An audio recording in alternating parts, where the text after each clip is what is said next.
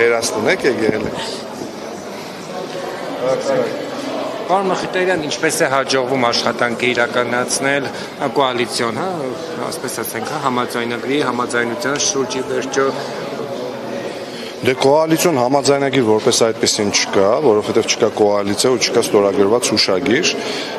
բայց աշխատանքները, ինչպես տեսնում եք, ընթանում են նորմալ, քաղաքապետը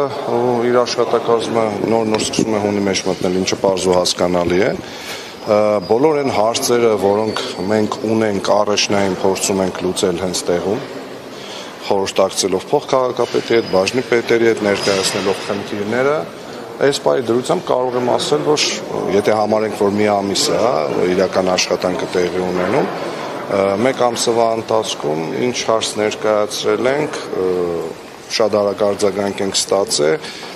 թե հարցի պատասխանի տեսքով, թե ժամկետների տեսքով, երբ այդ հարցերը սկսենք արկավորվել, այնպես որ իրական բան չեմ տեսնում, էլի, աշխատանք տեսնում եմ, որ սկսվել է աշխատանք կատարել։ Այն պարտքը վճարեցիք, որ Սարիկ Մինասյանն ասում։ Այո, իհարկե, պարտադիր։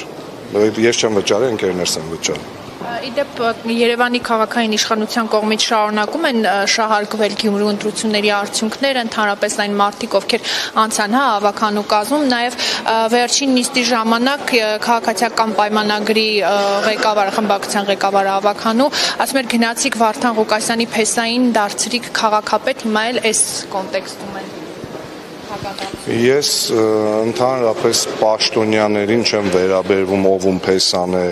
ով բարեկամն է, որովհետև այդ ԽՑԲ հասկացողությունը օրվա իշխանությունների, նախկին իշխանություններին վերաբերող հռետորաբանությունն է եղել։ Ես մարդկանց վերաբերվում եմ լավ մասնագետ, վատ մասնագետ, լավ աշխատող, վատ աշխատող սկզբունքով։ Քաղաքապետարանը քաղաքապետով եւ իր աշխատակազմով ընդամենը 1 ամիս է դեռևս աշխատում, իրենց աշխատանքի իրական գնահատականը ամբողջ աշխարհում ընդունված է գոնե 100 օր հետո նոր սկսել ինչ որ բաներ ասել, այնպես որ մենք էլ կառաջնորդվենք այդ սկզբունքով, այս պայի դրությամբ նորից կարող եմ ասել, որ ինչ հարց մենք բարձրացրել ենք կամ իսկ հարցեր շատ ենք բարձրացնում, մարդիկ ժամանակ են վերցնում, պատասխանում են, ժամկետներ են ասում, մենք էլ այդ ամեն ինչին հետևողական կլինենք։ Անդրադառնանք ոչ ավականու օրակարգին, վարչապետի Տիկին Աննա Հակոբյանը որոշել է իր սահմանադրական իրավունքը իրացնել կարծիք արտահայտելու վերաբերյալ եւ անդրադառնում է բոլոր այն քաղաքացիներին, ովքեր իր վերաբերյալ կարծիք են հայտնել, դուք էլ չեք առանձնանում, իր կամ իր ընտանիքի վերաբերյալ կարծիք հայտնելով, չնայած դեռ ձեզ չի անդրադարձել, բայց հնարավոր է ապագայում անդրադառնան։ Ընդհանրապես ինչպես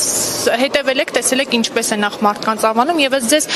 ինչու է հիմա որոշել Աննա Հակոբյանը նման ձև խոսել։ Չգիտեմ ինչի է հիմա որոշել, կարող էր ավելի շուտ սկսել, դա կարող էր 2018 թվականի մայիսի 9-ից սկսել այդ ամեն ինչը անել։ Ես կօգտվեմ իմ Գյումրիի տղամարդու սահմանադրական իրավունքից եւ չեմ անդրադառնա տվյալ կնոջ պահվածքին, որովհետեւ կարծում եմ